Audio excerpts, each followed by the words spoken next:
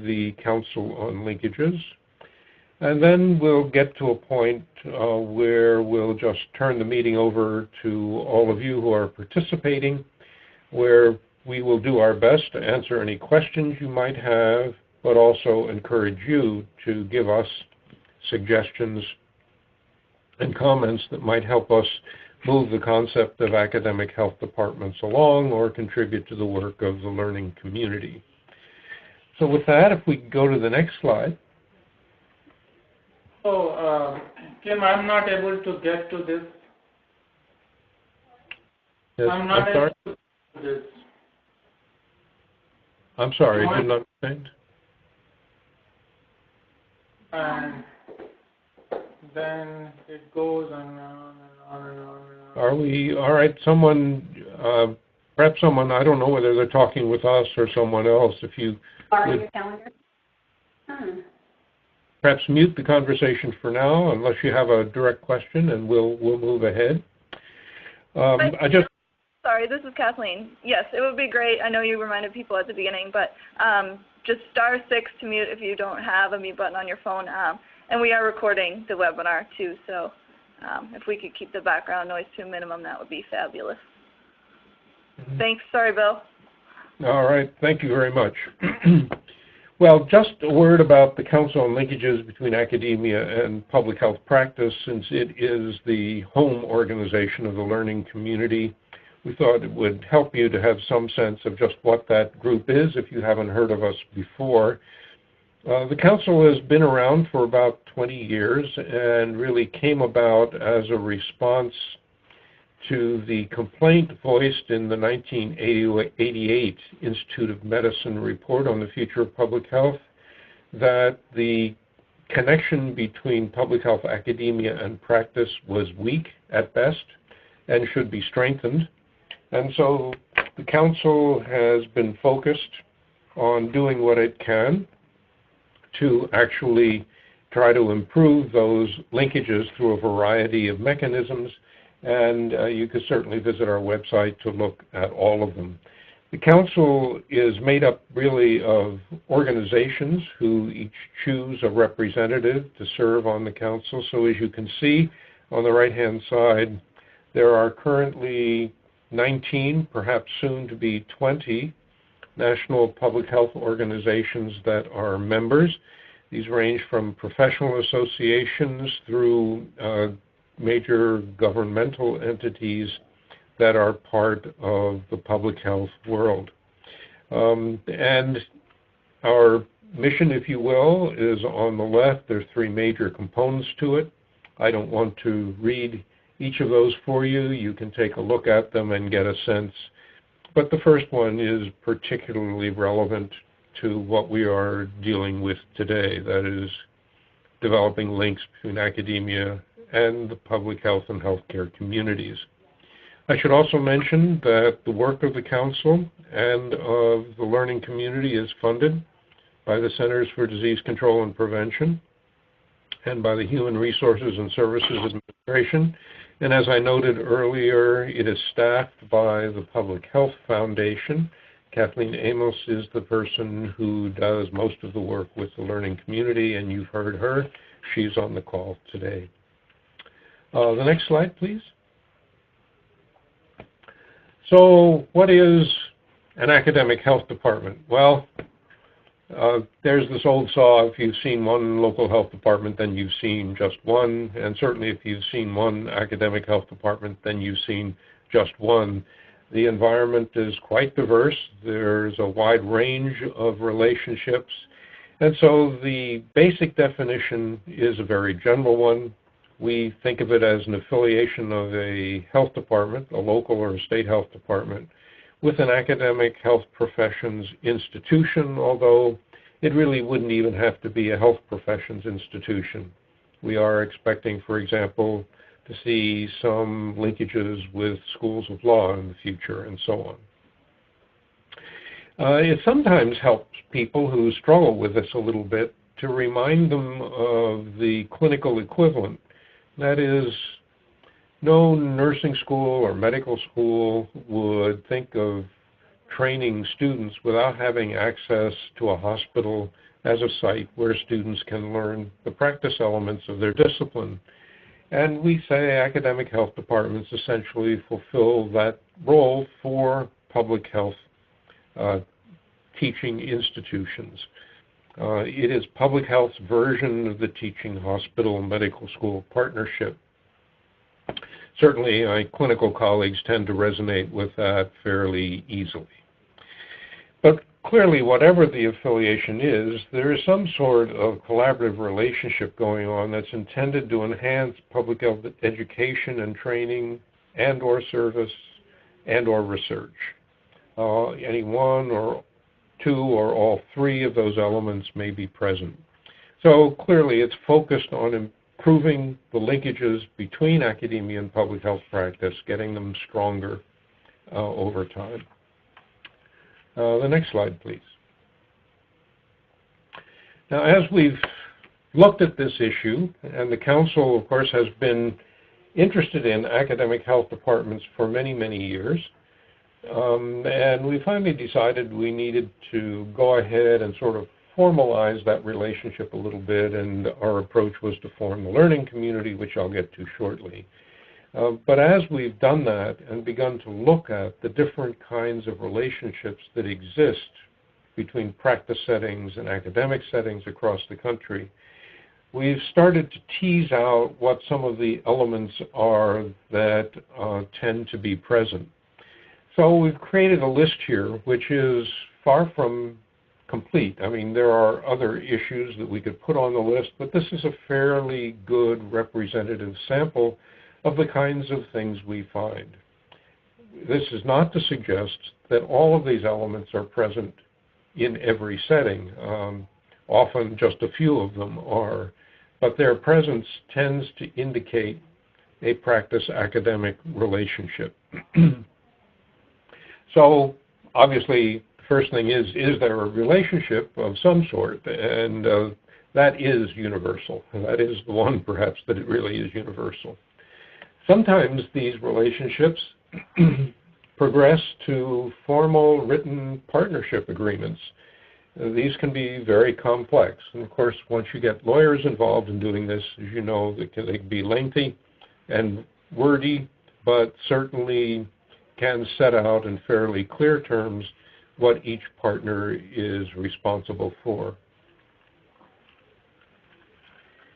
Often, almost always, there is some form of collaboration related to public health education or training.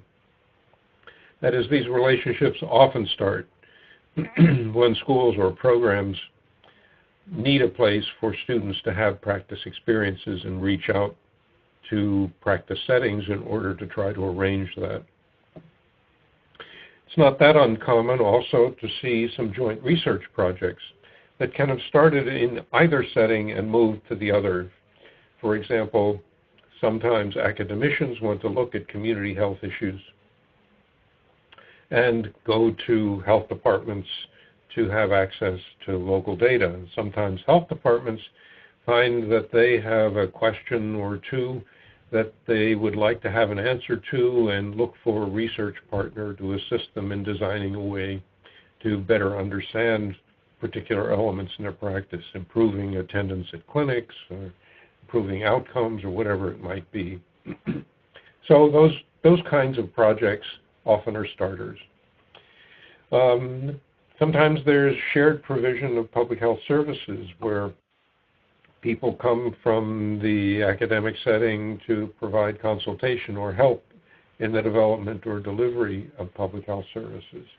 And this can progress to sharing personnel and sharing other resources. Sometimes that's just meeting space. Sometimes it's money. Sometimes it's people. And it's increasingly common to find some sort of compensation provided for services that are rendered. That is, a local health department may contract with an epidemiologist to assist them with the community health needs assessment, for example. So those sorts of elements are what we look for, and they're fairly common. As I said, this isn't an exhaustive list, but give you at least a general idea of the kinds of things that are likely to be present. If we go to the next slide, please. So in practical terms, as we've looked at the experiences of many of the members of our learning community, what we tend to see is this progression. That is, so if you ask, well, how does an academic health department get started? Well, it's often some of the basic things that I just mentioned. Student internships or practica, or the academic institution asks practitioners to come into the academic setting, provide lectures or symposia or panels, discussions to help students identify the practice components that are related to the theory they've been learning in class. The joint research projects usually start simply. Sometimes the first thing is just a request for a letter of support for a funding proposal to do a particular kind of research. Other times it's a formal request to have access to community populations that a health department is well connected to, or data that a health department collects and has available. And sometimes it comes the other way, from the academic institution to ask health departments to become part of a practice-based research network. And then early kinds of shared provision of public health services have to do with the consultations I mentioned, or perhaps even just bringing in healthcare professionals to staff well child and prenatal clinics or STD clinics or travel clinics or whatever it might be. And if we go on to the next slide then, these not infrequently progress to more complex and formal kinds of arrangements, so that it's not unusual then to find the academic institution more heavily involved in continuing education for the public health workforce. Or from the other perspective, as the academic institution begins to ask more and more practitioners in terms of providing help in the classroom, they then follow up with faculty appointments to the academic institution for involved health department staff. The joint research projects then commonly progress to things that are more complex, where the two organizations actually get together to figure out what research question they want to address, and then jointly move ahead to find the financial support that might be necessary. And instead of having the data just provided by the health department and the analysis done at the academic side or in the academic level, then there's more involvement in sharing the collection and analysis of that information and in writing it up and getting credit for a combined effort to hopefully learn something new. And then the shared provision of public health services, particularly in these days with the Affordable Care Act and what's going on with hospitals, that is the so-called not-for-profit community-based hospitals that have to do community needs assessments. Increasingly, we're seeing efforts to develop collaborative community health assessments with follow-up and improvement plans that involve both the academic medical center and the local and state health department that may be concerned. So the next slide, please. So then the question is, well, gee, if I want to do all of that, what sorts of things can help me get it done? And we have a number of things that we've been learning about that we want to suggest to you as partial answers, at least, to that question. So some of the things that support the development of academic health departments are clearly an open communication between the two sides, being very clear about what it is that the practice organization would expect from the academic setting and vice versa. And to do that well really requires an understanding and respect for the culture of the other setting.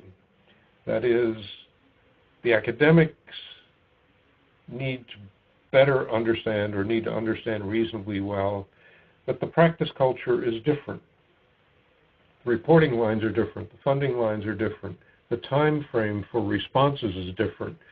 You know, at the community level, you can't just sit around and analyze data forever and ever until you're absolutely sure that everything is correct, when you've got the newspaper or the mayor or the county officials calling you for a response to a direct issue that you're facing. And vice versa on the other side, really the practitioners need to understand what the academics' need is in terms for tenure, promotion, etc., and for academic standing. And so with a growing mutual respect for those differences, then one finds ways to help meet the needs of each group. The informal relationships are usually the way things start, and those informal relationships then tend to develop as people learn to know each other as individuals and to understand willingness of others to provide assistance to them in areas that they need it. Clearly, if you want to move ahead with this, particularly into anything that's reasonably complicated or formalized, a key element seems to be having champions, at least one champion in each setting, but better if there are more. That is, if there are a number of people in each setting that value the potential or existing relationship that exists and want it not only to continue but improve. These are people who will find ways to get things done within the structure of their own environment, rather than to use that environment as an inhibition, as ways to keep these kinds of relationships from developing. And of course, what leadership and staff support for this. If you're the only one in the health department that wants to do this, it may be somewhat difficult then to involve staff in many of the activities that would be required. And the same goes from the academic side. So it needs to the point of having mutual buy-in to the particular relationships that you want established and the particular outcomes that you have in mind. And of course, all of this means that it will take some time in most settings and patience as people really respond to each other as individuals and learn about the various needs of each cultural setting. And a key part then in the outcome is to share responsibilities and benefits, and I would add risks. Share the responsibilities, the benefits, and the risks. If they all go one way, the partnership probably is not going to last very long. So underlying all this, I guess, is the concept of looking for overlapping agendas, looking for ways that combining the resources from the two different environments would end up with a better product than you would get on your own. Okay, so then move on to the next slide, please. So if you do all of this, are there good outcomes? Well, our members tell us, yes, there are some. They believe that they've been able to address community health needs much more effectively.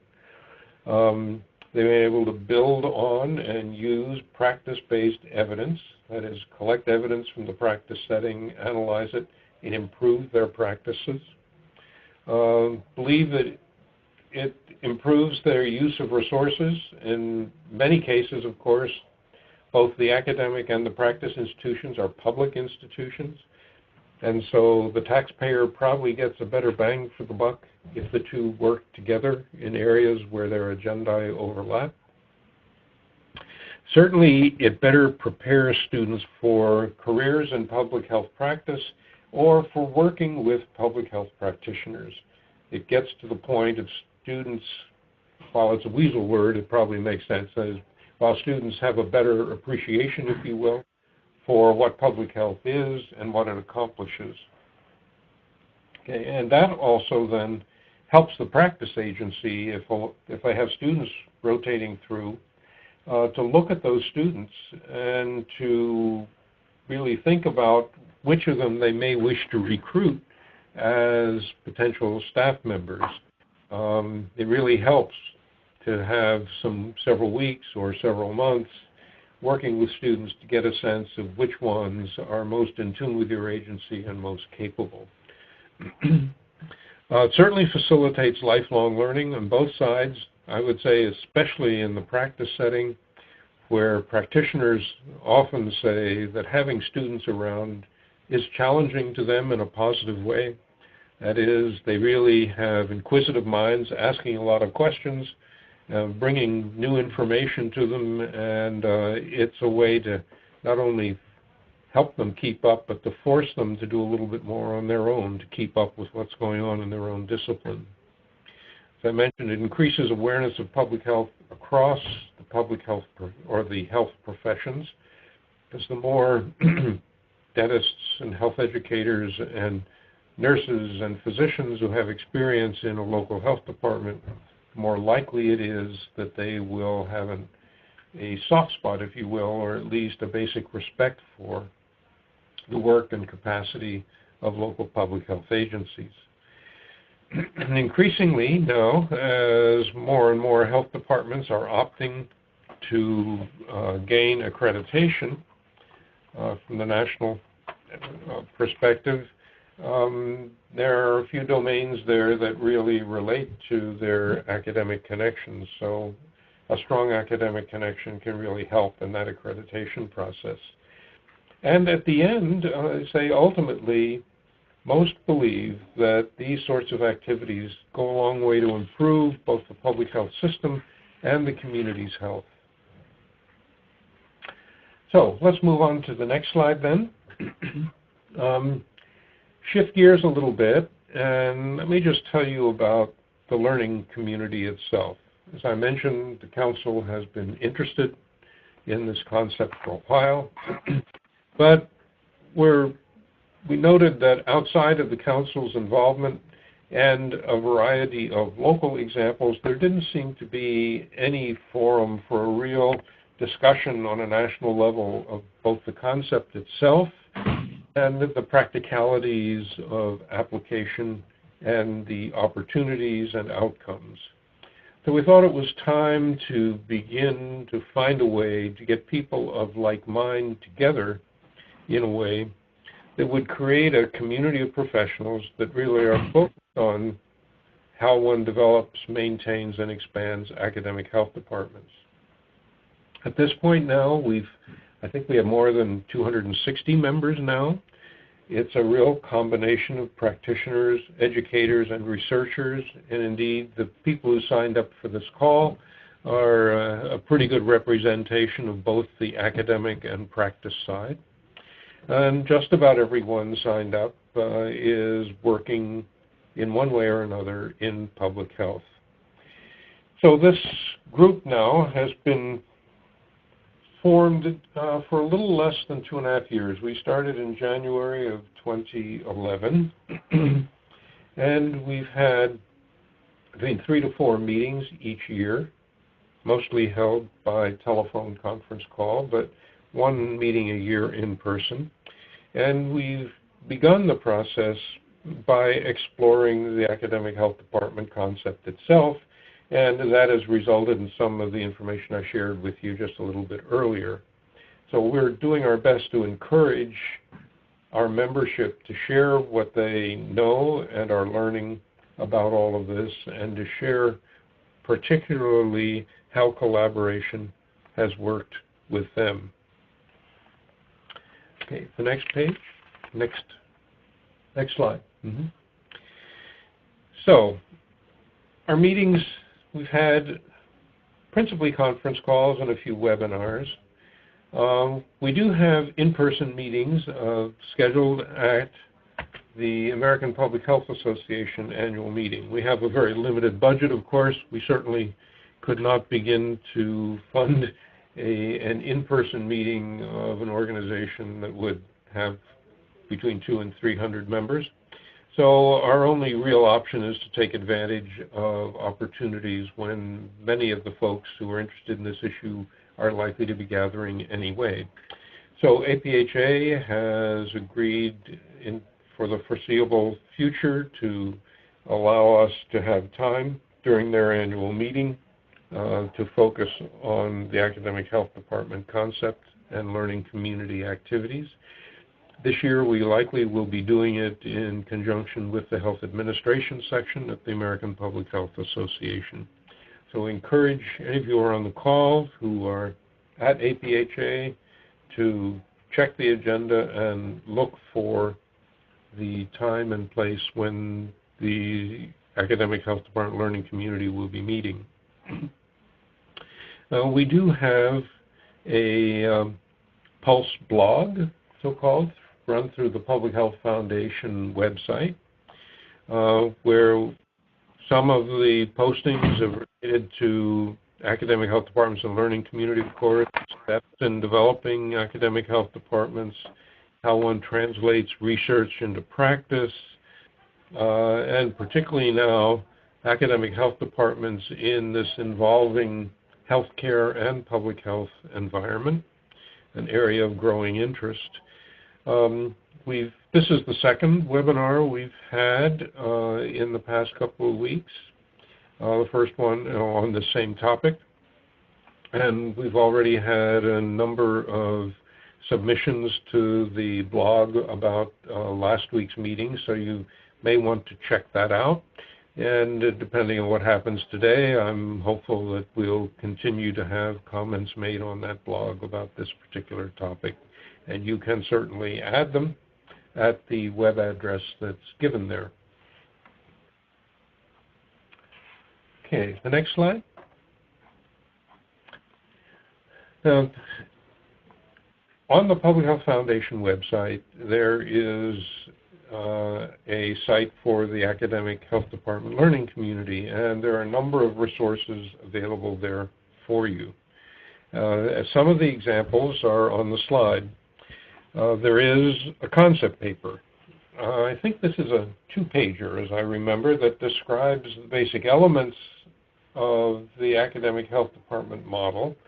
But we consider it a working draft because as the learning community grows and as the range of experience grows, we find that occasionally there are things to add or tweak in that concept paper. So we say it's a live document, but every time it's updated, it goes back on the web and it's there for your use. Some people have found it effective when they're trying to discuss this concept with others as a way to give them something basic to read that at least describes what it is they have in mind. There is also a bibliography there that contains a list of academic health department related literature. It's not that long a list. Unfortunately, that's one of the problems. A lot of people have been doing this work, but not many have been writing about it. So we're trying to encourage people to write about it. As we discover new references, we update the bibliography, and certainly if you take a look at it and are aware of some relevant articles that we've missed, please just send them or send a reference to Kathleen Amos, and we'll be sure to get them on our bibliography list. You should also note that the Journal of Public Health Management and Practice has a themed edition on academic health departments that will be coming out early next year.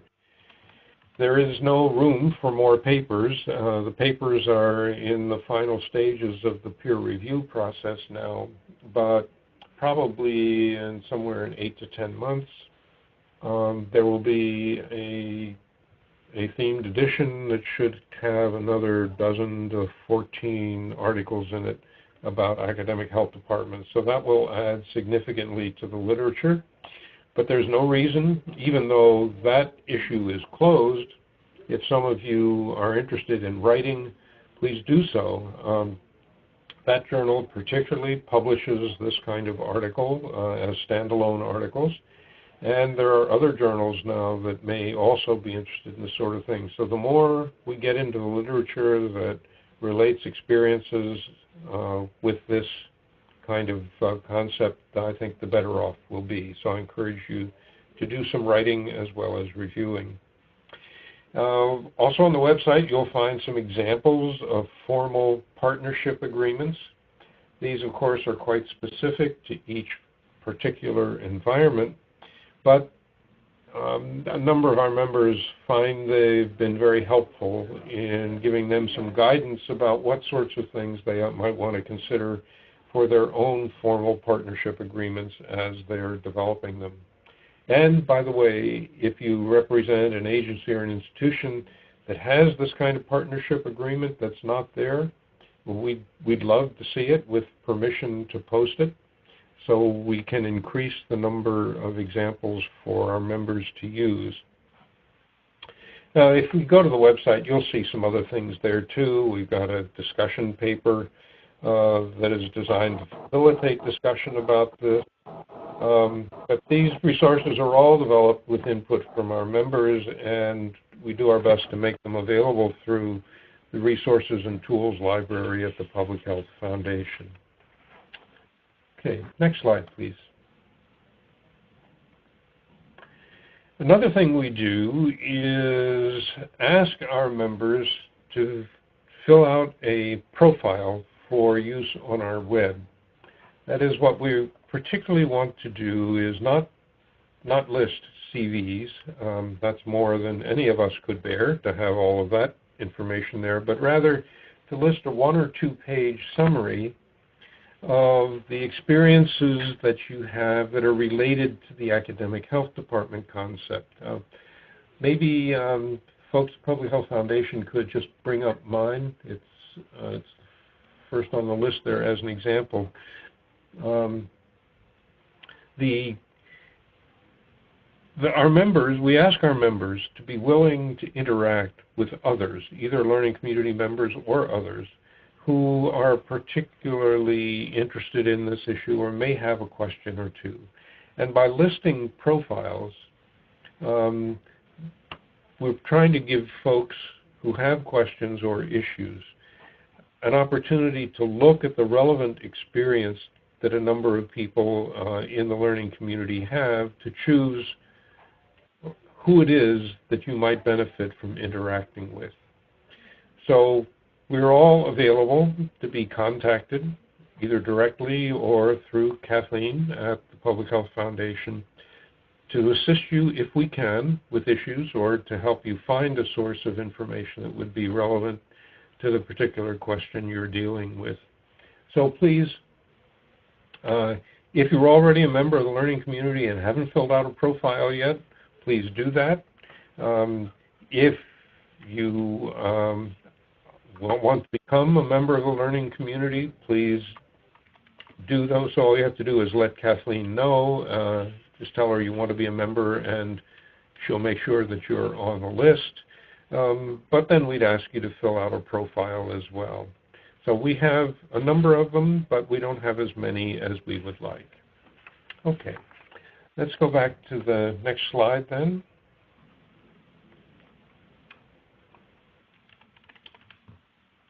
Which is just a focus on what's next for the academic health department learning community. Here are the things that we know are coming up. First, we want to, as I mentioned, expand the number of profiles so that we can do a better job of supporting the connections that we think will help and sharing of experiences that will help. We will now, since our membership has grown so much, it's doubled really in the past 8 to 10 months now, it's become quite a large group and quite a diverse group in terms of their experience and interest. So we believe it's time now for us not to guess at what the learning community needs, but to query it, to do a needs assessment among our members of what sorts of things we might be able to do that would be most helpful, what sorts of directions the learning community itself should take in the future. We're pretty sure that part of this future will be sort of topic-specific subgroups. Today is an example of that. This webinar is focused on people who are relatively new to this concept and just want to get a better idea of what it is and what the learning community is. but for many of our folks who are very involved, technically that would not be very helpful for them. And so we're looking for other subtopics that might be of interest. We think we know one or two, but we really need input from the membership to be sure. And we're also thinking that we would like to formalize the mentorship capacity of the learning community. That is, to find ways to more formally identify folks who would be willing to engage in mentoring relationships in areas where people are, particularly in areas where people are considering starting up an academic health department or moving it to the next level of involvement. And that mentorship could be anything from electronic, telephonic, or even in-person visits to try to help with things. By the way, another subgroup topic that I'm pretty sure we'll be developing will focus on what the opportunities are for academic health departments in this era of health reform. There's more and more interest in how one melds medicine and public health in the way that's sort of envisioned within the Affordable Care Act and in a way that we know is likely to improve community health. So there's lots of opportunity here, I think, to do some interesting things. The next slide. So we're getting to the point where we want to get me off the line, stop talking a little bit, and hear from all of you. So I said we'd be glad to try to respond to any questions any of you might have at the moment. But we are also interested in thinking about some of the questions on the slide. Do you have experiences building partnerships that might be helpful for us or for the learning community? What's worked? What hasn't? What would you like to get out of participating in the learning community? In other words, how can the learning community be most helpful to you? And if we think about setting up subgroups around how to develop, if we think about setting up subgroups, then what sorts of subgroups would be of help to you? Okay, so we'd love to have feedback on any of those items suggested on the previous slide or on this one, any ideas you might have. So then, the last slide. Here's, we slide up a bit. There is Kathleen's email address. It's an easy one, kamos@phf.org. If you want to join us, just send a note through email to Kathleen. If you wish to join us and learn more about us, then we will stay in touch with you. You'll be getting regular learning community emails. We also provide a Council on Linkages update. That is it's kind of a summary report, comes out periodically from the Council, aimed principally at its member organizations and their members, but it could and is made available to anyone else who requests it. And of course, one of the programs of the Council on Linkages is the Academic Health Department Learning Community, so that would be one way to stay in touch with what's happening with that entity. And last, there is the website where you can go to look at resources including profiles, agreements, etc., introductory comments, and documents. Okay? So our goal now is to have at least a monthly communication by email with the learning community. And we're hoping to set up a listserv so that members can message the group directly. So all of those things will be available if you choose to take advantage of them. So with that, let me stop and see whether there are any questions from any of you.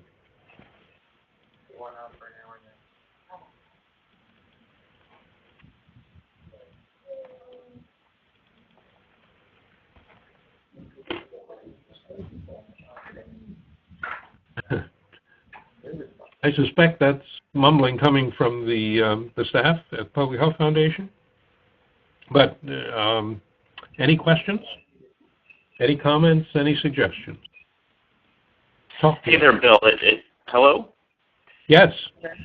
Yes, it's Nathan Boucher from, I think Eric was on the line here from the Health Administration section for APHA, and I think you recently saw an email being passed back and forth about our section looking at trying to develop a survey instrument and assess across the country what AHDs are looking like, and try to get a sense for what people are doing and demographic information regarding what they're doing and how that organization looks like and what kind of challenges they might have, and sort of just in an effort to further define here in 2013 into 2014 what AHDs are looking at, or looking like rather. Mm-hmm. And then you had gotten back to us, let's make sure this is, if we're going to do it, let's make sure it's a robust, survey tool that makes some sense, where the data gathered, really can be looked to round out some sort of, information regarding the AHD. And I think we're still interested as a section to perform some sort of survey like this. But I kind of wanted to, since I have you on the line in front of other people too, what are some further recommendations or further thoughts about us doing that as a section of APHA, sort of as a service to APHA and the larger AHD community? Mm-hmm. Well, if you want a response from me, I think if you do it well, it's really a very positive thought. First, to have engagement from APHA itself, I think, begins to involve that rather large and robust organization more directly in the whole idea, and that's really positive. Because APHA is perhaps the best place where both academics and practitioners interested in public health tend to come together. So right. To have APHA involved in this, I think, would be really very, very positive. And the more information we can get about how these things come together, the better off we'll be. We really still don't even have a users list. We don't know how many health departments there are who are engaged in this sort of activity. We do have a number of small surveys that have been done that hint that probably somewhere around 60 or 70% of local health departments and probably that many state health departments have academic connections that are meaningful. It run this whole gamut from having an occasional student to indeed one health department houses about 5 different residency training programs, for example, or has jointly funded research institute between an academic institution and the health department focused on practice-based research issues. So that it's just that the range is so large, it's really kind of dramatic in terms of right. how big it is. Mm-hmm. So the more we know about that and the more departments we can begin to identify so that we actually get increasingly a user list, I think better off we'll be. I'm hoping that one day it will be natural for local and state health departments to identify themselves as academic health departments and to be part of a larger formalized group. Mm-hmm. Mm-hmm. So yeah, I think it makes sense to do that on a variety of levels. Mm-hmm. Right, and you did. We're myself and several members of the work group. For the AHD work group for the health administration section are real hot on the multidisciplinary piece, and of course it's a hot topic anyway. And you brought up collaboration with, say, even a law program, that there might be an opportunity there. And anything comes to mind, an oral health, program, and, a optometry program, there's a number of collaborations, multidisciplinary. It's not just public health department collaborating with public health administration degree programs, and it's so much bigger. And it probably is happening more, multidisciplinary than maybe we realize. And so that would be sort of one, purpose was to try to map what's going on across the nation. Of course, it wouldn't be all inclusive because everybody may be doing it but not be calling it AHD, and wouldn't respond to it saying, "Oh, that's us," Yeah. Well, it's certainly a place to start. And actually, you might think it broader in the opposite direction. You talked about the broad range of academic institutions, particularly in a climate where we're increasingly discussing the social determinants of health. There's probably no limit to the very sorts of academic groups that could be involved. I mean, from architecture to police to God knows what. But on the other side, there's more to local community health than local health departments. So what about the mental health institutions, the Planned Parenthoods, the kidney foundations, the heart associations, and on and on and on. So there's really a lot of potential to think about how we bring those groups together and combine resources in a way that allows us to really deliver a seamless web of health promotion, disease prevention, and then primary care and advanced care services. Yeah, it's an exciting concept. Great, thank you. And I'm more than open to anybody else. Yeah, thank you. Other comments, suggestions, questions? I have a question. Can you hear me? Yes. Okay. So this is Magali from Rhode Island, and I am really interested in the concept. My question is, because things are a matter of incentive. So if a department could have, like a little certificate or something that says this is an academic health department, that would be great. And I know that a lot of the departments have some of the characteristics that you described earlier.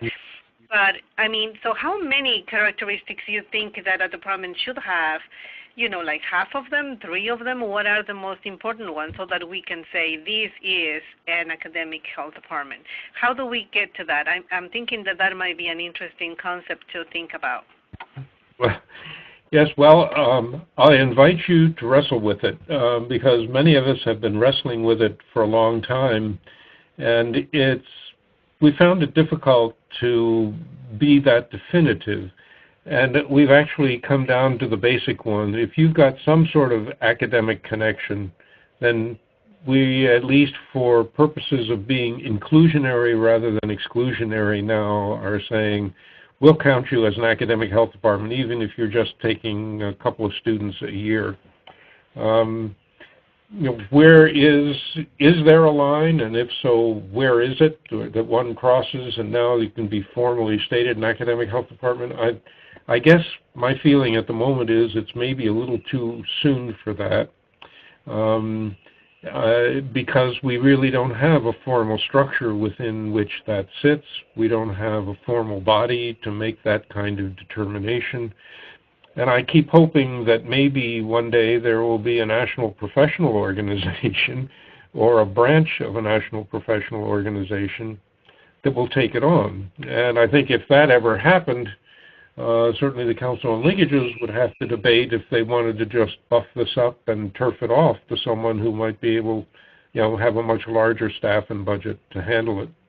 It raises all those questions, and I don't have a good answer except to tell you that as we've wrestled with it, I don't think we've come to any significant conclusion ourselves about what the particular line is that one has to cross in order to now be formally considered an academic health department. That's probably not very helpful. No, I think that is along the lines of what I was thinking, but maybe we could, try to get an effort, maybe get a small work group or something. I am just brainstorming here, trying to think about it, sort of good models or best practices that are out there in some departments, because I know that in my agency we have, with our director wants to have a lot of interns. Last year I think we had 60, and now I think that we will have, a similar number. So that is a lot of interns.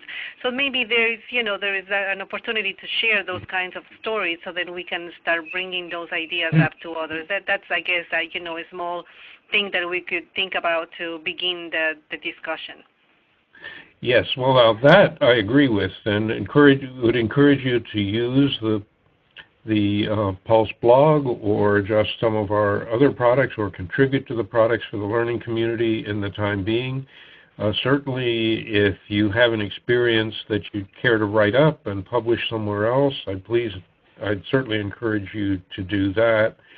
I think, at least at this point, our focus is likely to remain on trying to get people to think about these kinds of relationships and what it takes to formalize them and make them grow, and provide enough examples to people that we encourage them to move ahead, even if the going is a bit rough at the moment. Yep, great, thank you. Yes, indeed, thank you. Other questions, comments, suggestions?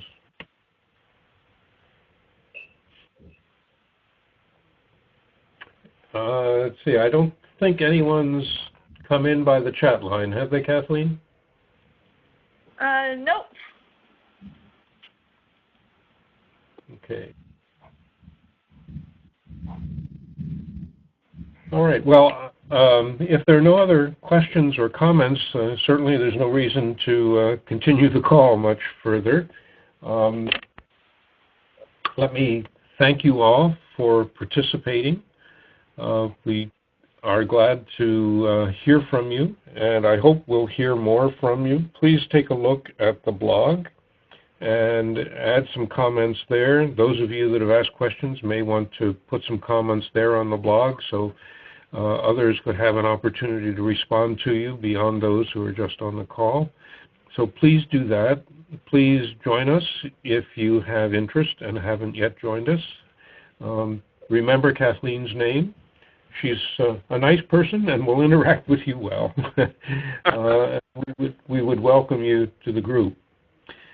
So one last chance. Any other comments or questions? All right, hearing none, let me wish you a good rest of the day, a wonderful holiday weekend, and our thanks again for joining with us. Okay, goodbye now. All right, thank you, Bill. Thank you, Bill. You're welcome.